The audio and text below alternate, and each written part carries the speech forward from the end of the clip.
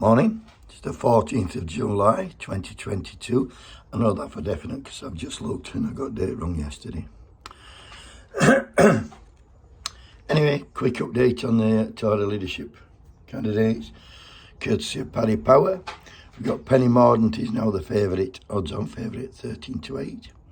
Got Rishi Sunak, 130, Liz Truss 92, Badenoch 16-1, Tuggenat 50-1. And Braverman 150-1. So, like I said yesterday, bookers are not usually wrong. Interestingly, yesterday, the man I want to talk about this morning, Nadeem Zahawi, he dropped out. Well, he got voted out, whatever. Wonder why he got voted out. Well, looking, and he promised to give tax cuts to the rich, and he were going to fund them because he's the Chancellor of Exchequer. You were going to fund them by 20% cuts to NHS and education. I mean, fucking hell. 20% cuts to each. And let me tell you something, if he's talking about that, you can guarantee other people will be talking about it. They'll be thinking, how can we save money? And they'll be cutting that by 20%. Anyway, Nadeem Zahawi is the MP for Stratford-on-Avon. Became the Chancellor of the Exchequer on 5th of 7th after being put there by Boris Johnson. On the 6th of the 7th, the very day after, he called for Johnson to resign. What a fucking snake he is. In 2000, he founded YouGov. In 2008, he was a director of S3. And he was on £3,000 a month doing that, as well as being his MP, second job.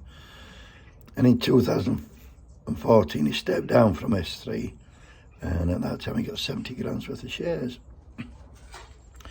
In 2015, he joined Keystone.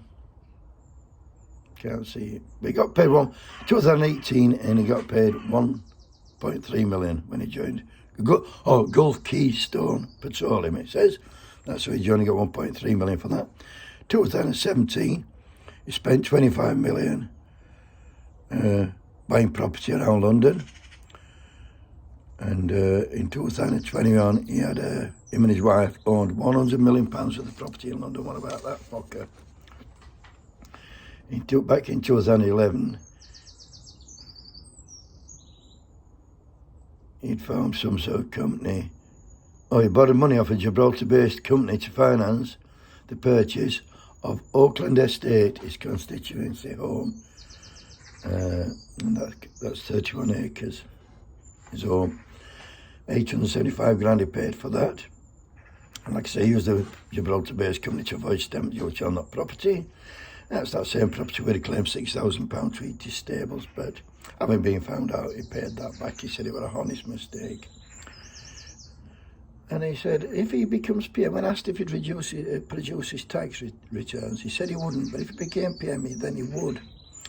But he won't backdate him. And he's certainly not publishing them now. So you can all fuck off with that. He's as slippery as a bastard here, and I'll tell you something. He's probably dodgiest man in government. He's a snake. All his family, his father lives in Lebanon. They've all got addresses. All his family got addresses in Gibraltar for tax avoidance purposes. And I just think, fucking with that. This kid's, he's got his hands on the public purse. He's like putting Dracula in charge of blood bank, this fucker. Because how much does he want? I mean, fucking Jesus, man. He also claimed on top of all these fucking other cons and that last year, he claimed £128,933 as an MP. These people are happy with that. Well, good luck, gunning, because I fucking ain't happy. And he's just one of them. And he wanted to be Prime Minister for 150,000 a year. Well, there's got to be some fucking decent perks to that job, because I see it as a bad job, Miss M, but obviously the fact there were like 10, 12 up for it. Now we're down to 6. Anyway, what I haven't heard one of them candidates say this. I'll show you. I want a society where everyone cares for everyone else, and an economy that works for all. I've not heard one say that, and I'll tell you I've not heard one say that, because they don't want that. They want you to fucking starve, and that's exactly what you're going to fucking do.